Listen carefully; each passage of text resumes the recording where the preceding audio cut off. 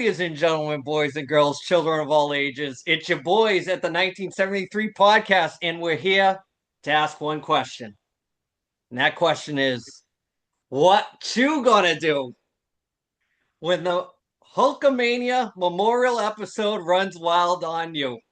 That's what we have to say. So we've been dying to do an all wrestling podcast episode, and what a better way to do it than to remember everybody likes the kayfabe, said they didn't like him when you were growing up, but we all have a Hulk Hogan story from when you were a kid. And I'm going to start by asking right off the rip, we're going to go around. We're going to start with the professor. Were you or were you not a Hulk Hogan fan growing up? Yes or no? Absolutely. Okay, that's it. I'll take that. Phantom, were you or were you not a Hulkamaniac? Absolutely. Now we're going to go to the youngest member of the group. Bradford, were you or were you not a Hulkamaniac growing up? I had the pajamas, I had the ring, I had the retros, I had the Halloween costume, I had the wristbands, I had the headband. I wore a bandana tied around my head like Hogan for like 90% of my childhood. I was the biggest Hulkamaniac you could ever imagine, bro. Okay, all right. So now that we Do you have your picture taken with him though? Yep, it's Never there. got You a go. picture. There you Never go. got a picture, man. Yep. When it comes crashing down and it hurts inside, the Hulkamania episode, we're off and running. So there's so many Hulk Hogan cliches. Uh, we can go all the way back to the start, where I don't know, a lot of people know the history of Hulkamania and what's truth and what's fiction. But I'm gonna, before we get into that, we're gonna do another quick little round just so we can set the tone. As they say in the hockey world, we're gonna set the tone. Professor, the first memory you have of Hulk Hogan. What time? What year? What was the angle? I have no idea what year it was, but it was when he beat the Iron Sheik for the belt. That's Okay. my first real memory, to be honest, because we didn't have cable back then to watch AWA when he first actually started. So that was really my first core memory of him. Okay. Phantom, first memory of the leg drop. Obviously, you got to go with the Sheik. But he was Atlanta. We always talk about this. He was in the wrestling magazines with Freddie Blassie as a bad guy, and it was so funny that we didn't get any of that NWA or wherever AWA, wherever the guys were. You would see them, and then when they finally would show up in WWF, it'd be like, oh shit, this guy's awesome! Like I already seen him before, and it didn't take long for him to blow up. So you at the time at 10 years old, you didn't know the plans that they had set up for him. But yeah, it was definitely the leg drop on the Sheik probably started it all for us as Hulkamaniacs, I would say.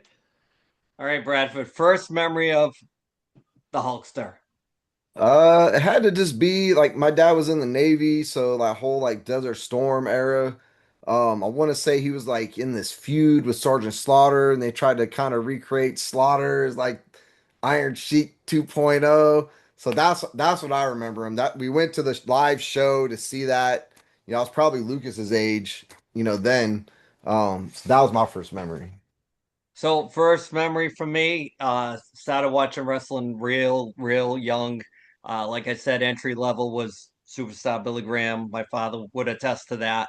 Um, I remember when they brought him. I never saw Hulk Hogan until 1980.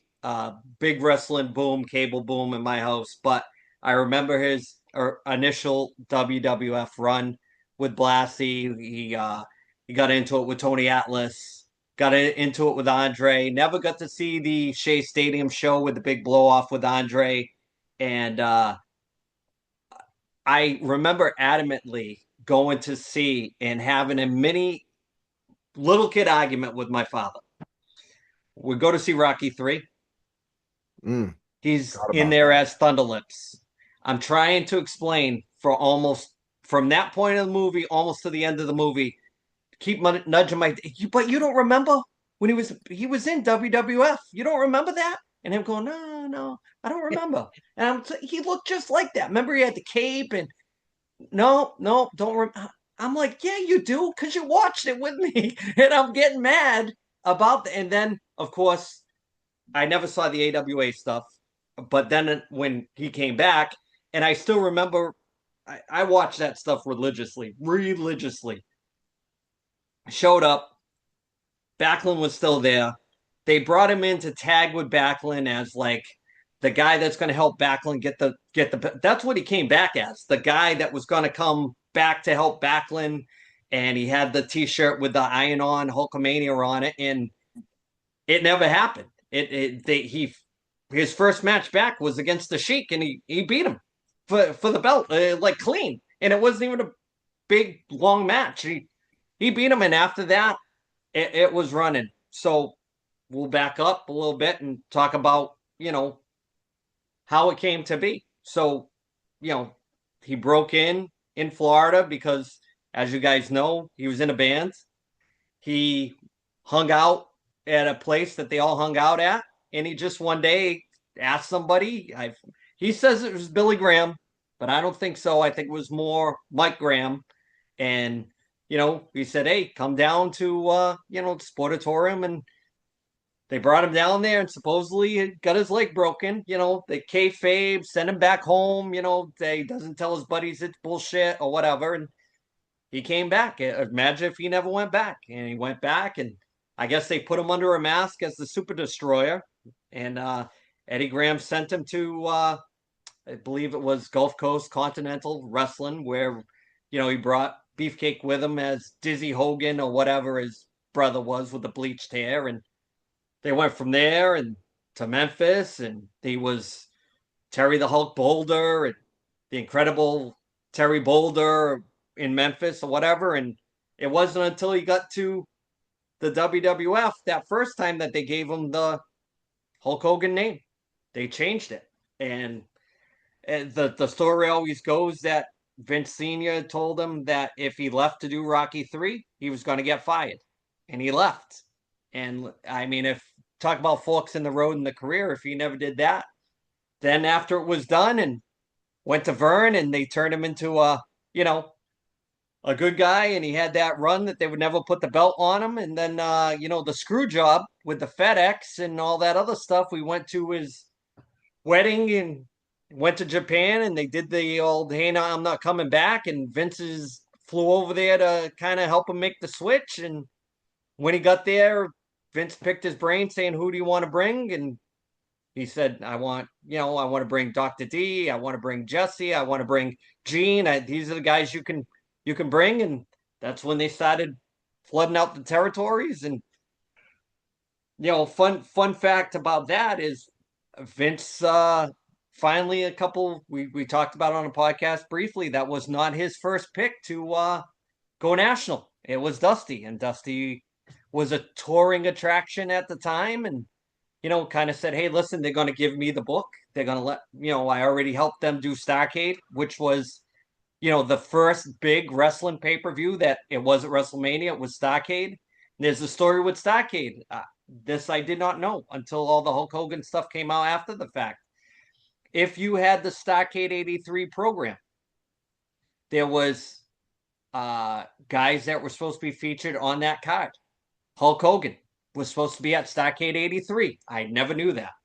And, where he was in Japan at the time, to let all that stuff kind of finagle with Vern and going to Vince and never having to tell Vern face to face that he was leaving and have that conversation. Things could have been different depending on what's what. But looking back on, Billy Graham was already beat up at the time. Dusty had his stuff, and Dusty wasn't the physical specimen that Hulk Hogan was. And Vince like a certain, I'll be nice the way I say it. You like the certain WBF look. So yeah, Hogan was the perfect guy at the time. He was in his prime. He still had a decent set of hair when he beat the Sheik. It wasn't flaking as it was a few years later. But just look at all the merchandising and what they did for people that didn't ever watch wrestling until that time. And I don't even think in 84 with the leg drop and the belt that that was when it took off. We could split hairs with this, but I really think the thing that made the WWF take off was when they got involved with MTV.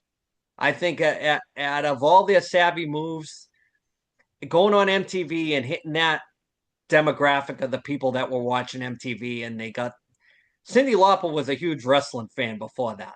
Yeah, she was huge. Like Andy Warhol and all those that New York clique used to always go to MSG. The late 70s into the early 80s. Once they took the belt off of Bruno and they put it on Billy Graham into the Backlund years, they would, if you go back and watch those old school MSG shows, there's a bunch of people from Saturday Night Live there. Billy Crystal was always there, Andy Warhol. So there was always that, niche that wrestling had.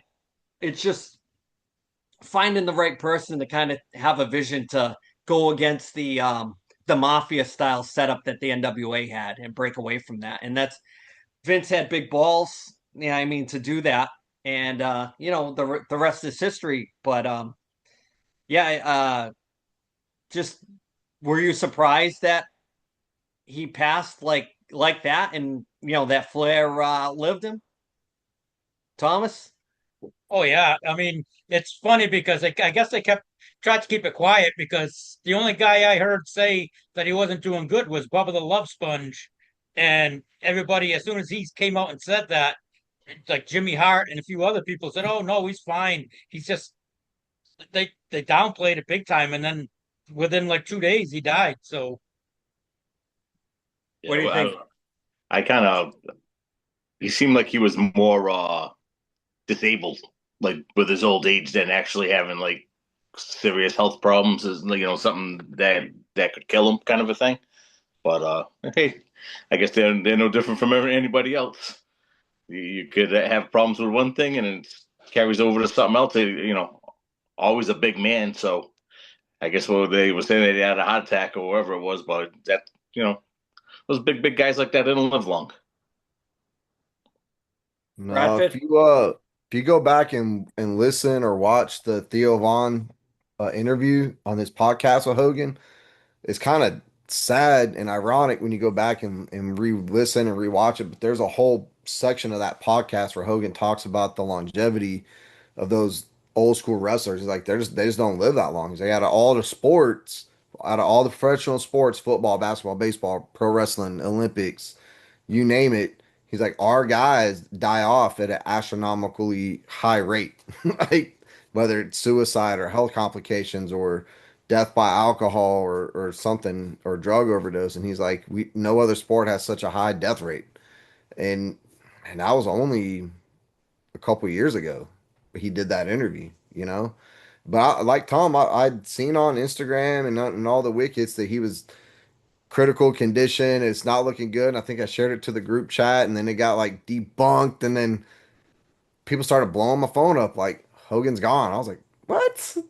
How's he like gone without even like a message, a farewell, a clue, an inkling that just gone? Like I think that's what hurts the most is that it just so quick, man. Without warning. It's just and the last time we saw him, he got booed out of the building. Yeah, that's the part that I was going to bring that I thought was kind of sad that that's his last.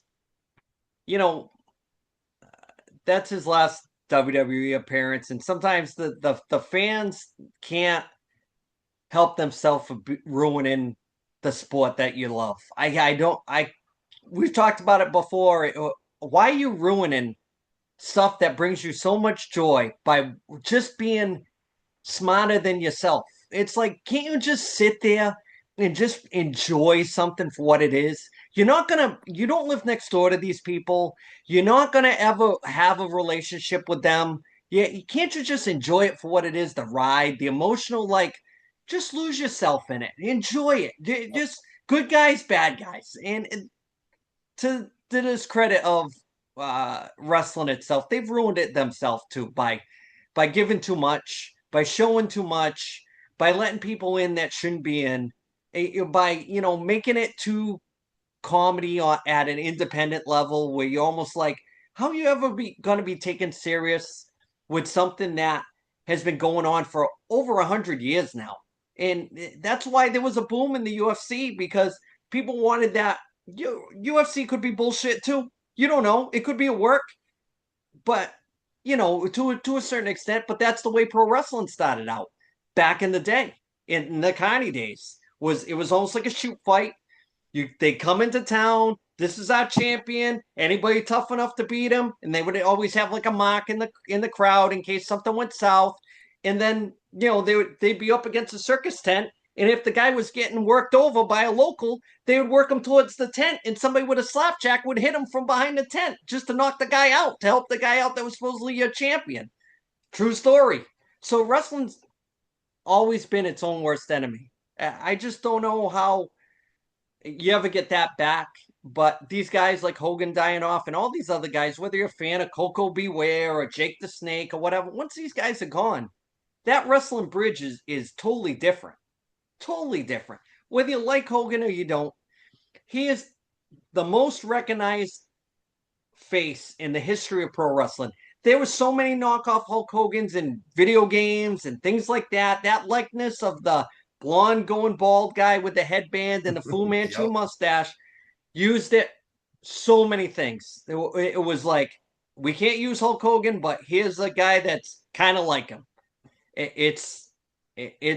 I still think if he's the most recognized guy in the history of pro wrestling. I'll say that. Agree?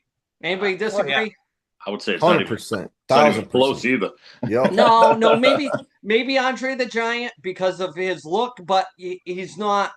They did those Obey t-shirts and all that other stuff with Andre on it, and everybody knows Mhm. that mug. But I mean, transcended the sport, brought it into the mainstream more than it probably had ever been. He was perfect for the expansion with cable. He came with cable, and they were able to use USA Network to do what TBS should have been doing 4 years before that.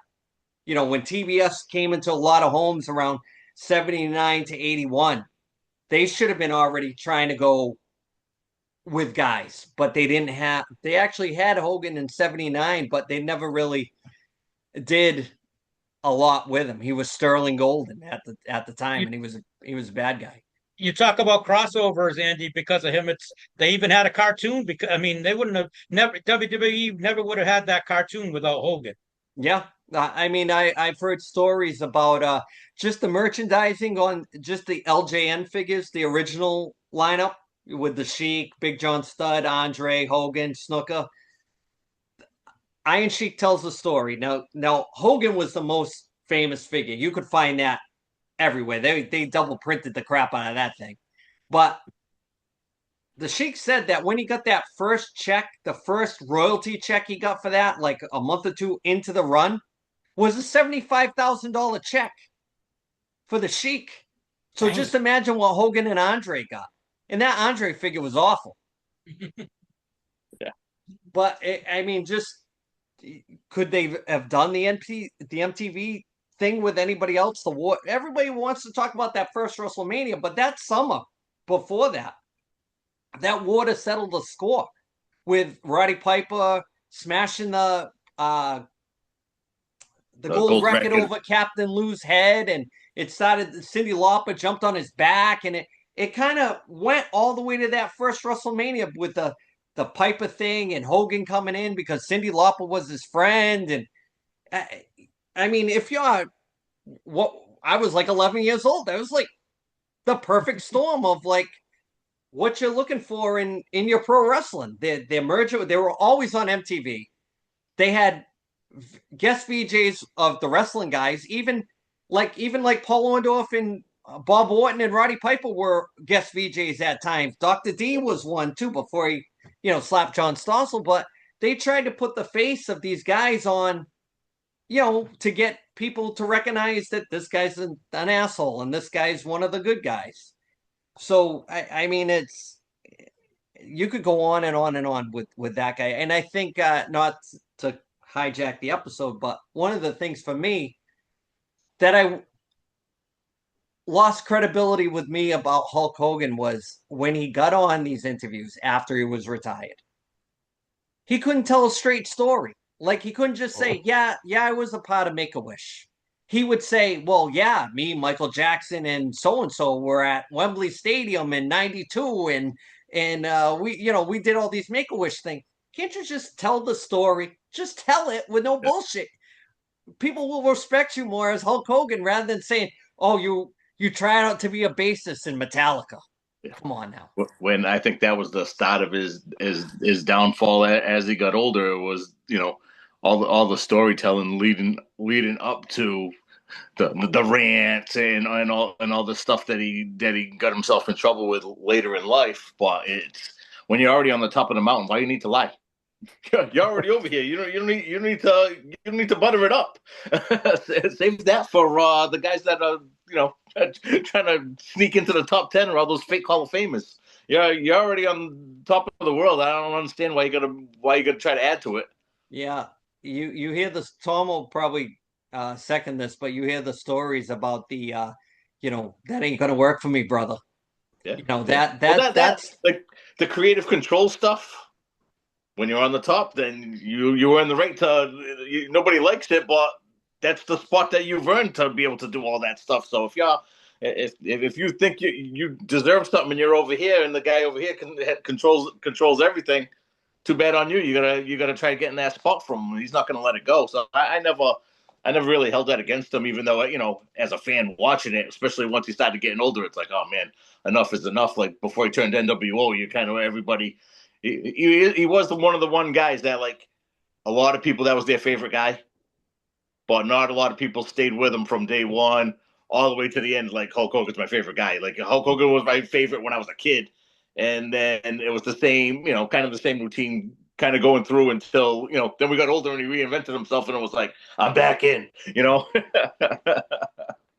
yeah. But even like his creative control with the NWO got a little long in the tooth with letting all those guys in. You know what I mean? It's like Yeah. sometimes in wrestling, they're their own worst enemy. With things. But I mean, It's no Hogan. different in like NBA. Look at like say like LeBron. Whether you think he's the greatest basketball player of all time or not, the guy calls his own shots. He's top dog, so it is what it is. Kind of earned it, I guess. He's the Hogan of the NBA. Right. Yeah. Now here's a question that I'll throw out. We're trying to stay in a timeline. You hear Billy Graham was too old, but that was the prototype of what Vince wanted. Hogan got the spot. Dusty told him no, which worked against him forever after that, even to the point of, the kids paid for it too. That's how vindictive Vince was that the two kids even got the shaft. But out of the guys that were available at that time, who else? Taking those three out of the mix. You couldn't do it with Andre. There's no way you could have done that with Andre. Who else could have got that spot that was on top at that time that would have been able to pull off that? It, Probably not to nobody. I'd make say maybe Snooker. Snooker was like super popular, but he wasn't. He Snuka. wasn't. He wasn't throwing out no big promos. yeah, but Snooker ain't coming in to save Cindy Lauper and saying that's my friend. Right. Right. No, I mean the only two I could think of at that time is like Ultimate Warrior, Macho Man, but obviously they had their drawbacks and Yeah, not ready nobody, for prime time either in nope, '84, Brad. nope, nobody. And I even made the fan band sit down and we watched some old Hogan and Warrior matches, Hogan and Sting and Hogan and Andre and these old matches, and I was like, nobody did these matches and commanded that much authority in the ring as Hogan. Then you go and watch these promos, and I'm like, nobody did these promos. Even today, they don't do the promos the way Hogan did. And it's there's no comparison that nobody can touch what he did for wrestling, man. Nobody. The thing with Hogan in that spot, and I kind of thought about this all day because I knew we were going to talk about certain stuff with Hogan. The only guy, and I don't think he was ready at that time, but the only guy that had that kind of popularity but had never been out of that territory system that he was in was Kerry Von Erich. That's what I was gonna say. That's I, funny that you said that. it, Yeah. you know, the only guy that had like charisma could probably sell to kids, but I don't think the day to day pro. He was not a great promo. None of the Von Erichs were great promos. You never knew what you were going to get with him. When they put that belt on him when he beat Flair, he only had it on for a short time because they had to pull it off because he missed uh, a couple shots in there and you only had it for 10 days. That Flair had to go to Japan and take it off you. So I don't know. There was nobody that was at Hogan You was know, it's even funny at, too. With Short list. go ahead, Brad. I said short list, man. Yeah, the thing with Hogan too is like we talk about all these like especially like early '80 guys. All big time always seemed like they're all into drugs. All the top guys, Hogan. They always like drag him through the mud with the steroids. Like almost every guy in that locker room was on steroids at that time. But you don't really hear Hulk Hogan stories like that he was on like any kind of crazy drugs or anything like that. Bro, there's none. Like, where are the wild story, like Flair and the airplane stories, that airplane story, right? They did Dark Side about the plane ride of from hell. Macho Man, Ultimate Warrior, those dudes were definitely coked out. they How about say no. all the stories we hear about dudes on roids beating their wives, Chris Benoit and people, drunk driving, ODing in hotels. Like, we never got that with Hogan, but they drug him through the mud because of a steroid scandal. Everybody was on roids, bro. But he took the fall. So I don't know, man. He according to I don't know the steroid trial that well, but I heard that Hogan they put him on a stand and he went to bat for Vince. Yeah. So I mean there's so much about him that people don't know, and he did come from the kayfabe era, which I do like a lot, where these guys weren't as I'll use the wrong term uh, approachable. You had to catch them, and even if you caught them, you didn't know what you were going to get. Uh, so with Hogan, I had seen him live a bunch of times, been up close. Uh, I can remember, like I said, we used to try to get tickets near the aisle when they came in and out at like the Civic Center or the Garden. I still remember how big he was, but everybody else was big too back then. Everybody was big, even the mid card guys like Johnny Rods and stuff like that. Those guys were big. When me and Tom saw him years later, I can remember waiting in line, and I told the story to people that how I couldn't believe when I came around the corner because they had him alone to take pictures.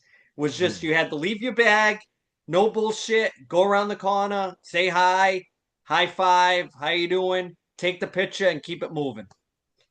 When I came around that corner and I had not seen him yet, when I turned that corner to take that picture and I saw how massive he still was, like height and an older man still that big, I'm like, this is the biggest old guy I've ever seen before. And I can't even imagine standing next to him in his prime, in the Yeah, I was prime, gonna say that's a like 81 a lot of back surgeries and knee surgeries later. I'm sure he's to not shrink you down. standing upright.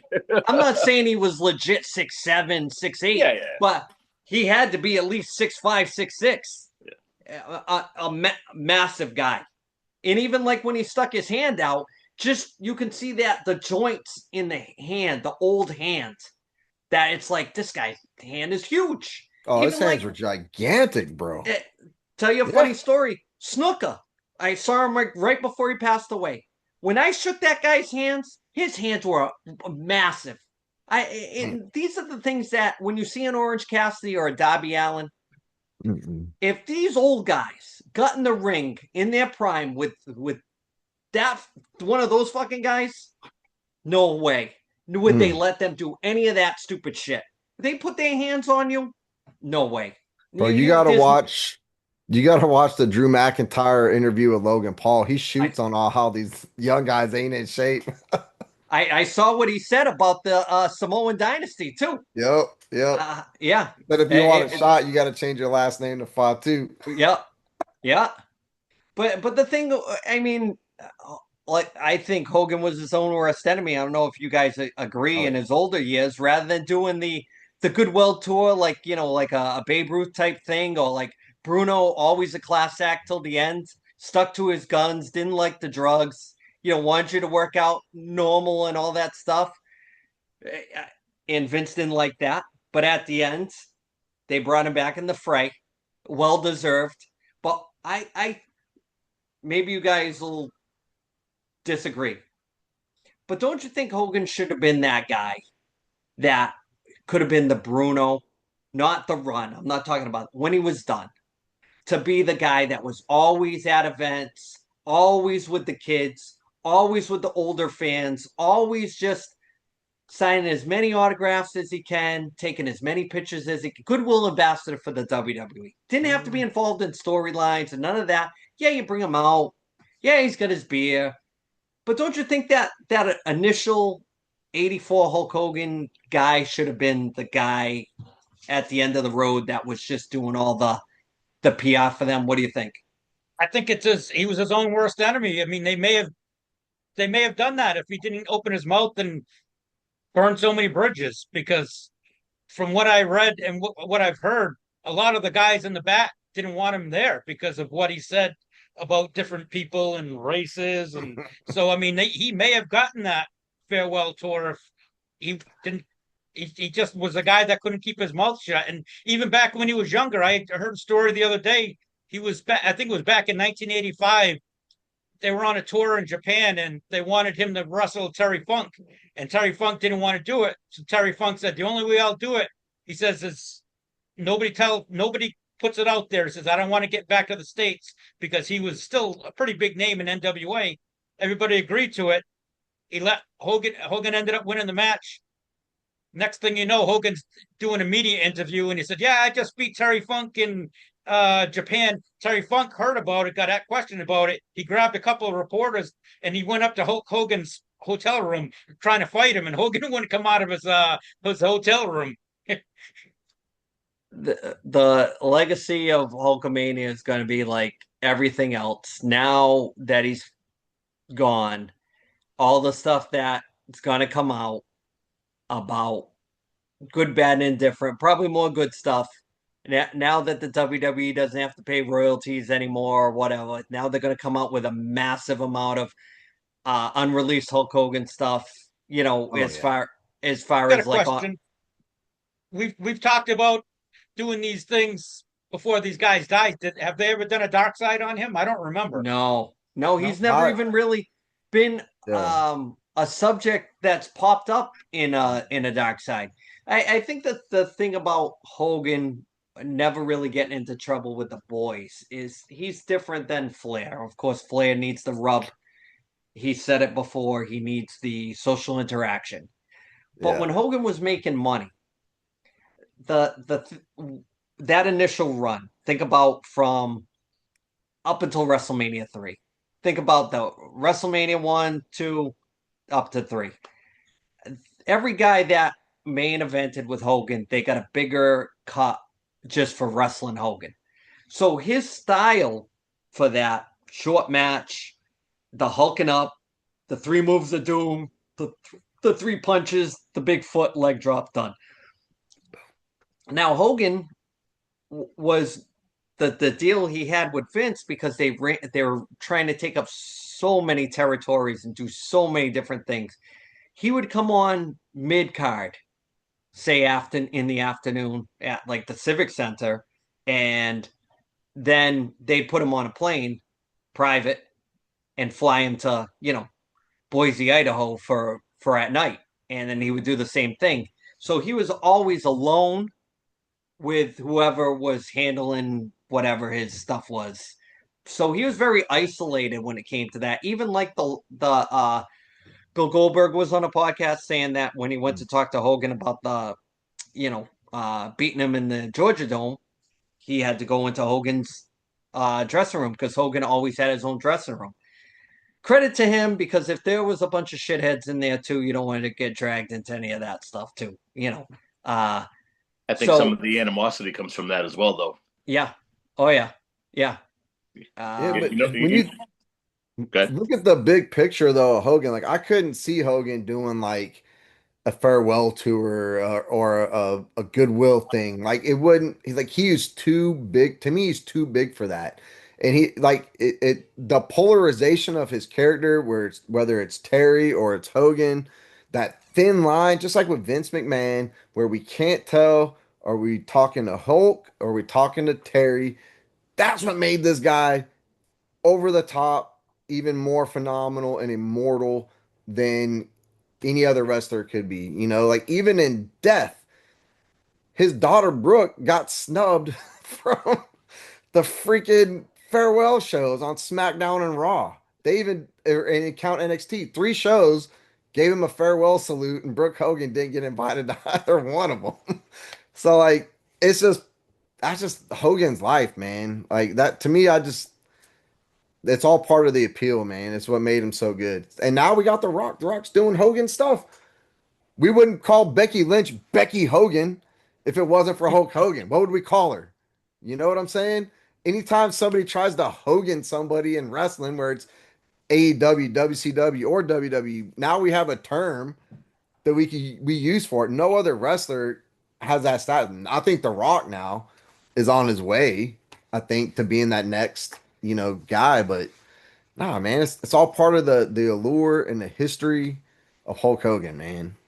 so the thing about Hogan is how far back has he been shady? Let's just say we'll use that Oh word. yeah. Uh, so he'll say that when he was in Florida, he was a big Superstar Billy Graham fan. When when he said he went to the matches and saw him and Dusty and guys like that, and just were so enamored with those guys. Stole from Billy Graham, stole the brother and all that stuff from Billy Graham, stole the look from Billy Graham, uh, stole a little of that chirping from Dusty, maybe a little bit, but definitely, I know you guys don't know this, but when he was in Georgia in '79, Austin Idol was there. And Austin Idol used to say Idol Mania is running wild. And Hogan stole that. So when you steal it and somebody doesn't remember it, technically did you steal it? But if you go back and watch it, now it's on YouTube. Austin Idol was another one of those guys that I always loved. Great heel, great promo. Started in the WWF in the early 70s, Iron Mike McCord. There's another guy. Maybe could have taken that spot. I don't know. But looked like $1 million, but never wanted to leave the South. Another Southern boy, never wanted to come north of the Mason-Dixon line, but he did steal that from him. Stole a little bit from Jesse from the AWA too, which Jesse stole from Billy Graham. So Hogan took smart enough to look at the package of people and saying, you know what? If I get a chance, I'm taking that. Stealing a page or two from this one. So you got to give him credit for being a chameleon when it comes to things like that in the wrestling business. So if you don't ever mention it, but years later, when like Brad was saying, where does Terry start and Hulk stop?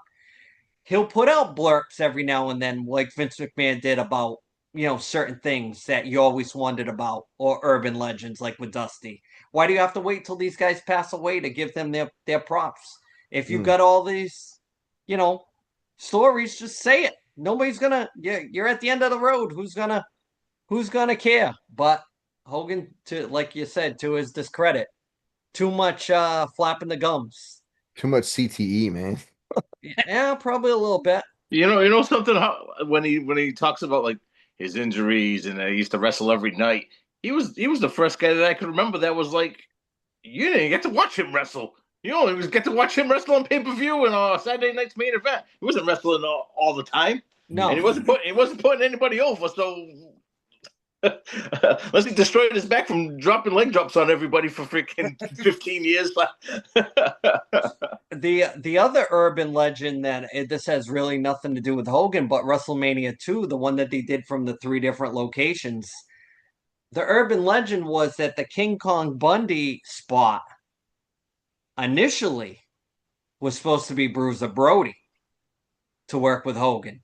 Come in out of nowhere, have the press conference, give him the business, and then take it to the blue cage. But Brody, much like Hogan, said, that ain't going to work for me, brother. And if I get in there, you might have a fight on your hands before you get a 1-2-3.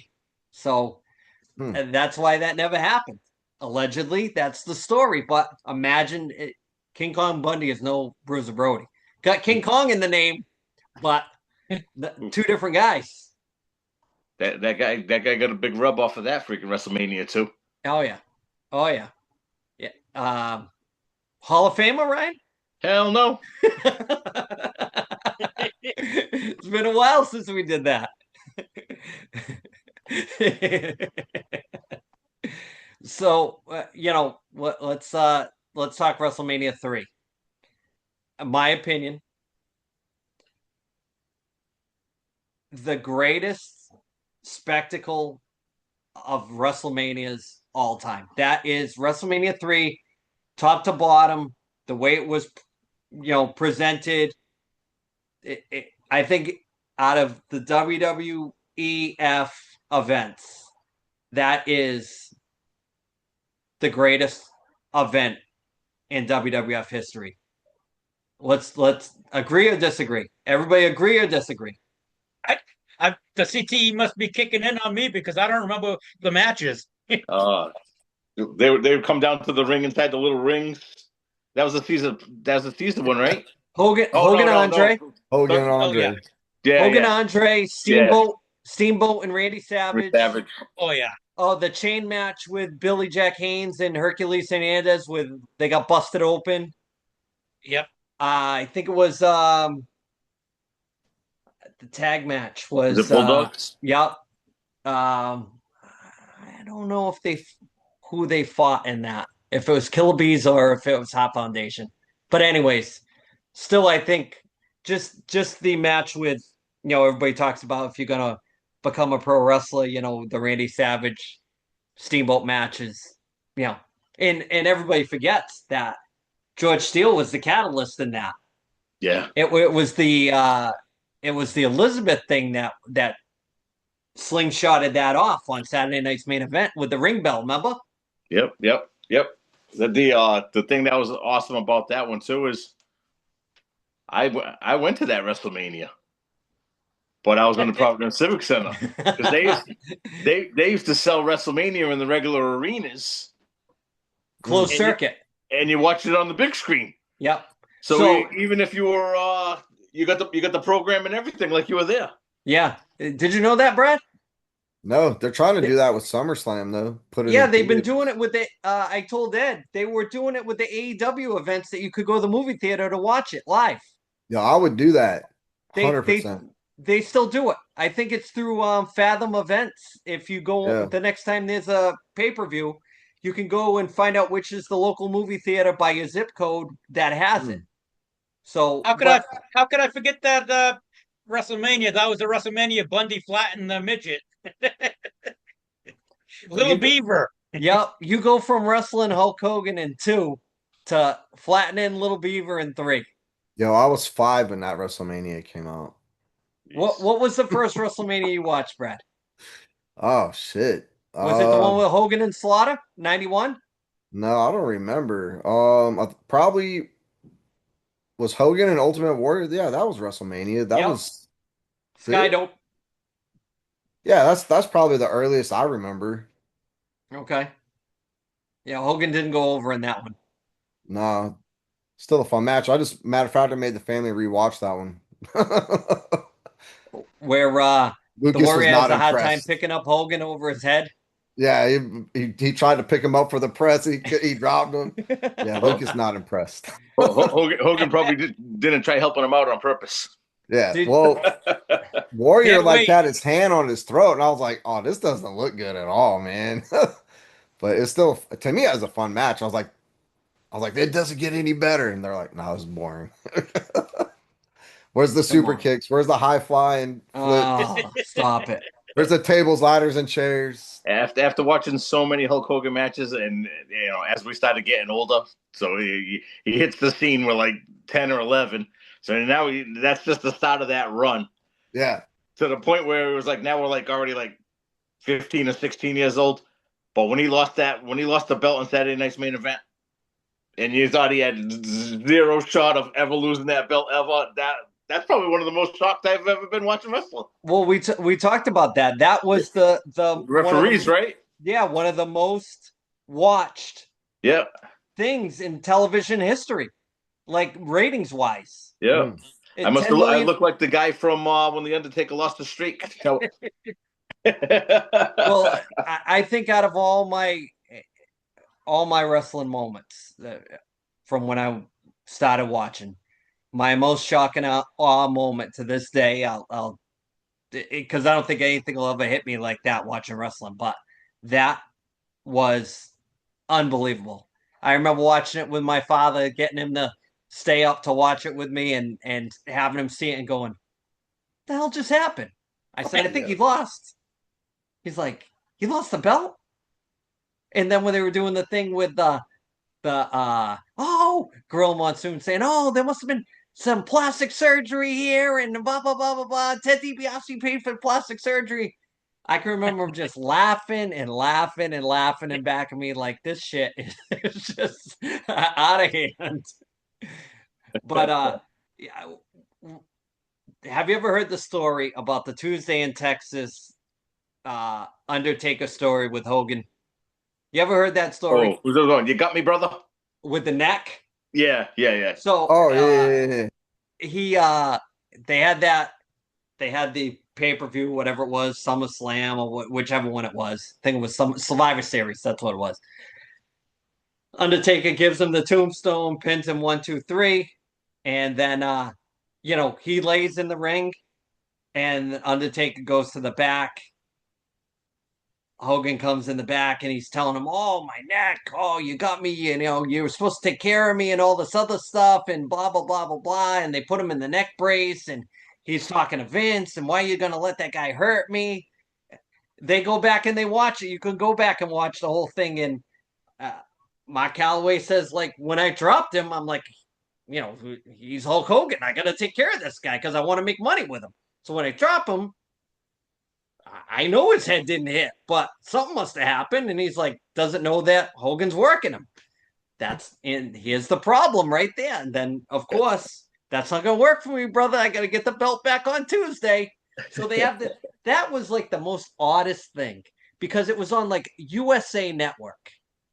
Instead of having like primetime wrestling or something like that, they like this blurb came up on like cable that like Hulk Hogan's rematch is going to be the Tuesday in Texas. And it was like, huh?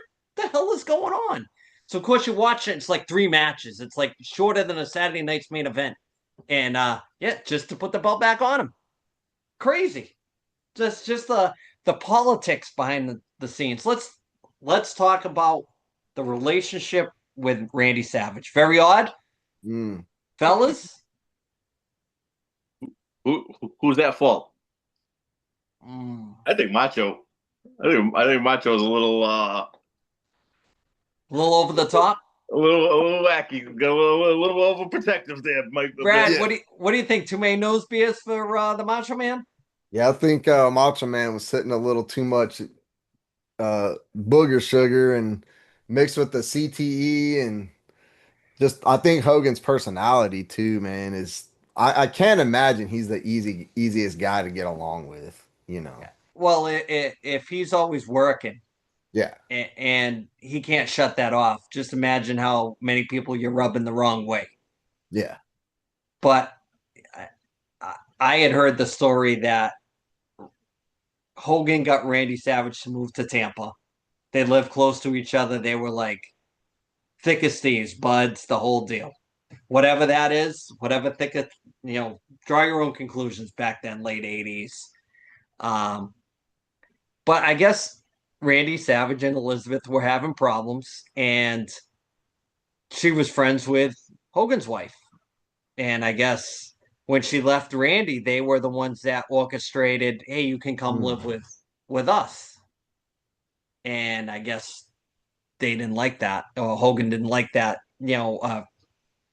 That Savage thought it was all him, and I guess from there, that's when the animosity grew. And I don't know if they ever squashed it. Hogan Well, after tells, yeah, I was gonna say after Randy Savage died, he's like, it was all good. yeah, he even, Yeah. people were calling BS that he even inducted Randy Savage into the Hall of Fame, Mm. where Lenny Poffo had said it should have been him, and that Hogan and him never, kind of made amends. Let's just Mm. say. Um,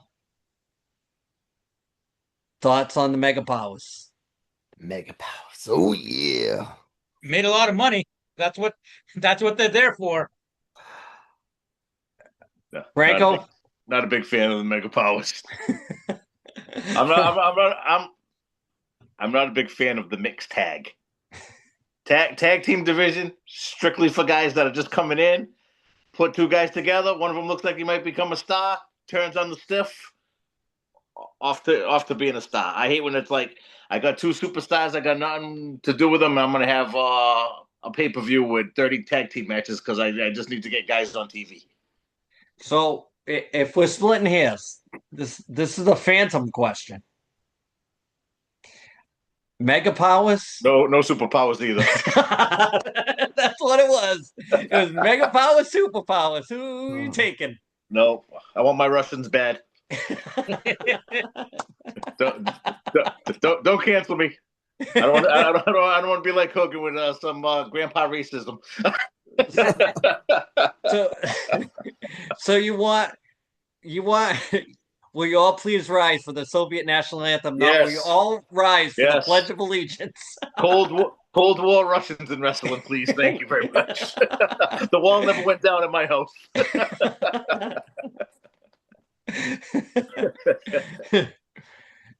So the WCW thing where they bring in Hogan after the fallout with WWF, where they trying to go with that new generation and that whole thing.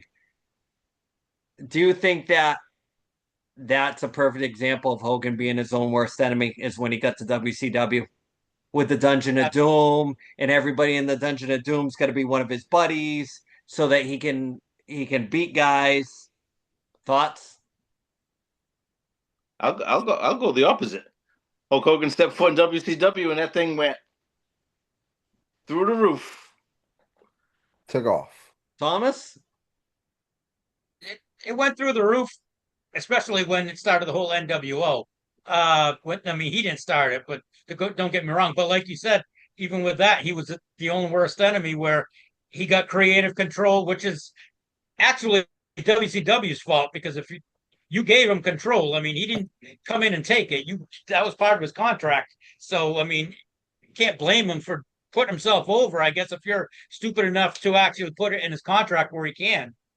But so I mean, yeah, in one hand he was his own worst enemy, but in the other, they kind of screwed themselves. So the NWO turn, you guys have all heard the story, right? That up until the very last minute, Kevin Sullivan had to sit with that guy and Hulk Hogan's lawyer and convince him that that was the right thing to do to turn him heel. Hulk Hogan slept at Kevin Sullivan's house because Kevin Sullivan was so worried that somebody was going to get in his ear and tell him not to do it. That Kevin Sullivan focused on just sitting with Hogan till it got him out there. And I mean, I think it kind of revitalized the career. But Oh yeah. here's the perfect example of him knowingly knowing how to attach himself to certain situations and knowing what's going to work for him. And that's a perfect example of him doing that. I think he legitimized the group though. Oh, It just thrown it like he came into the group automatically. He's already the top guy. He's like turned into like the leader of the group. He wasn't. It wasn't. They were all. At first it seemed like it was gonna be like the three of them all equal. He emerged to the top.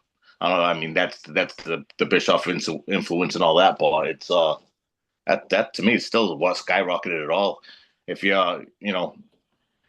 maybe it crumbled at the end, but you would have never. It might have crumbled even before that. They might have been off the air if they didn't have started beating WWE in the ratings and all that, and that would have never happened if he didn't jump in. for Well, sure, man. I think Hogan and the whole NWO thing. I mean, that was probably like you said, Andy. Like there's points when you liked them, points when you didn't. I wasn't a huge fan of the NWO Hogan because I was the big Hulkamaniac, growing up. But you can't deny the star power, dude. Like shit, man, we wouldn't have half the stuff to talk about on this podcast without Hulk Hogan, man. right, I right, mean, he's ingrained in so many different avenues and stories, and he's been a part of so many different matches and storylines and characters, man. And I mean, we wouldn't have a show if it wasn't for Hogan, man. it's true. I mean, it's he is iconic to a point of there would be no big pay-per-views, there would be no WrestleMania, there would be no wrestling at an entertainment level with crossover stuff if it wasn't for that guy. I mean, he's the catalyst for bringing wrestling to the masses, let's just say. I think that there was a whole bunch of people that got into pro wrestling because of Hogan for a lot of different reasons. Just I can remember never ever being able to find a wrestling t-shirt other than something would pop up in one of the pro wrestling magazines and you were buying it like strictly from them and it was like some kind of like funky Road Warriors shirt. And then right in 83 before Hogan got there, they had you can see the shirts because they're kind of rare. They came out with a Morocco shirt, a Rocky Johnson shirt, a Andre shirt, a Snooker shirt, and a Bob Backlund shirt. And they were like really nice looking, but you could never find them. It was something you had to order through the magazine. But when Hogan came along, it was the first time I can remember being in places like Zayas and Kmart and seeing like they weren't really like WWF licensed stuff, but they were Hulk Hogan stuff. And it was like Hogan's on a t-shirt and it's like in the kids section, but it's not a Hulkamania t-shirt. You would never see a Hulkamania t-shirt unless you went there. They would have the foam fingers, the Hulkamania t-shirts. I never saw those in the stores, but there were these department stores that would have the I don't know how they got licensed. They were Hulk Hogan like shirts holding the WWF belt and they were like drawn kind of on like a tan shirt or some odd color shirt. Ryan probably remembers seeing them. About when we used to go to the when they used to have that T-shirt place downtown, you get the iron-ons. The book. Have them with the belt, and get some Charlie's Angels, hook it up real nice. But my point being is he's the one that brought wrestling to the department stores. His face. And I think between the appeal of the department store for the kid and the rock and wrestling cartoon, and which is super hard to find now for some reason. I don't know if they find it off color now, but when the WWE Network first launched, they were on there the whole first two seasons because there was only two seasons, and then they're gone. They took them off for whatever reason. I don't know. I don't know if there's a connection there with Hanna-Barbera, whoever drew it, but yeah, he's he's not. I don't want to use the wrong term. He's not immortal, but he is iconic for you know if ever there was a bridge between how wrestling was and how it is now, I think it's him. Hmm. And I don't know if you guys agree. We'll open this one up to debate. You have to put 4 wrestling T-shirts on the Mount Rushmore of wrestling. You put 4 up there. What's your 4? Austin 316, Austin Hmm. 316. Do you put the Hulkamania T-shirt on? Hulkamania. Hulkamania, Okay. NWO. The NWO, and you got one more. That's the tough I one. have Roddy Piper. Hot Rod. Hot Roddy. Rod. Yeah. Yep. Is that your 4? In the very I'm How down about with seldom. the that. the Macho Man one, uh, the pink one or the purple? The one with the Pretty good. glasses with you Pretty can see him good. pointing. I don't know. I don't know. I will the 3. Well, if it's NWO and Hulkamania, that's already 2 of the 4. How's about that? Hogan on Yeah. 2 of the 4 T-shirts plus Austin 316, and I, I'm gonna have to go with Tom Hot Rod because people have worn that have been like CM Punk's worn it. You know, I've seen him wear the Macho Oh, Man one. Uh oh. No, we lost Uh him. you oh. froze, Uh brother. He's back. I did. oh. I Yep. did. Yeah, It brother. froze. Yeah. I'm back. I thought we were having a reenactment. No, somebody downstairs must have jumped on the. We're getting canceled. Yeah. You got me, brother. You got me. That this connection ain't gonna work for me, brother. So, let's because we've been going on for a while. I'm gonna ask everybody what do you think the legacy of Hulk Hogan should be going forward? Let's start with the professor. Thomas, you're the voice of reason. He is. I mean, to me, when you talk about like Mount Rushmore, he's the first person almost everybody you ask will mention. I mean, so his legacy to me is wrestling. It's going to be like he brought them mainstream. Brankowitz, what do you got? I agree with Tom. I think all this stuff in recent years will fade, and I think he'll go on as being the greatest wrestler of all time. I think he's got. I mean, I think depending on how long Flair's around for, I'm sure when he goes, it's always you get the recency bias, but I don't think anybody can touch him. To be honest, whether it's immortal, incredible, whatever moniker you want to stick with him, he is one of those guys, like Tom said, with the Mount Rushmore. Recent years, people throw it out there, they don't even want to throw his name on there. It's like it got to be the first name out of your mouth. Like you can argue about who's 2. To me, can't touch him. Easy number 1. And I think that it's all the stuff, whether it's the BS or the stuff later in life, I think it'll be forgotten. The same with wait until Vince dies. Right now, nobody will touch him. Vince dies, everybody's gonna be, oh man, Vince. We don't even know if that stuff was true. Everybody forgets the bad stuff once you die because it's now you got the end of the book. You got 3/4 of a book that's great, and some chapters not so much. But overall, if you're looking at just the wrestling, number 1, easy. All right, Bradford, what do you got? The legacy of Hulkamania. I mean, this is the guy that got me into wrestling. He kept me into wrestling. I mean, I could still just go back on Peacock and just for hours watch his matches. I think Hulk Hogan is synonymous with pro wrestling. I don't see how you can't have him. Like y'all said, you can argue about the other 3 or who your 2, 3, and 4 is on Mount Rushmore. I don't see how you can't say Hulk Hogan is on the Mount Rushmore of pro wrestling. Period. Dot. Uh, I think we all can agree. Stick a pin in it. Like he is the guy, greatest of all time. Um, I don't think we would have anything close to what we have now as a product of what we watch if it wasn't for him. He opened the door for guys to get sponsorships and endorsements. He opened the door for guys to get in TV and movies. Like you guys said, to go mainstream. We wouldn't have a Rock. We wouldn't have Stone Cold. Like you said, Andy, all these guys that I guess my generation grew up immortalizing those guys got their start because of Hulk Hogan. And I don't see anybody in the near future that is going to have that same effect on generations of pro wrestling.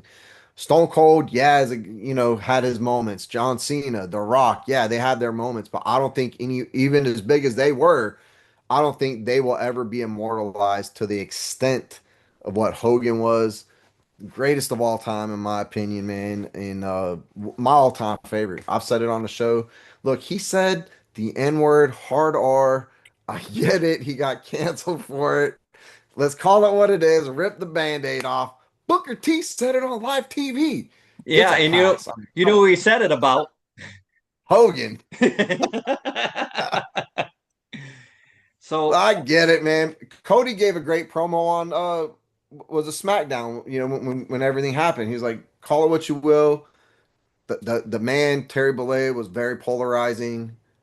The mythos around Hulk Hogan is immortal. He's the greatest of all time. So if you have ever seen that promo, go back and watch it. Cody did a really good job.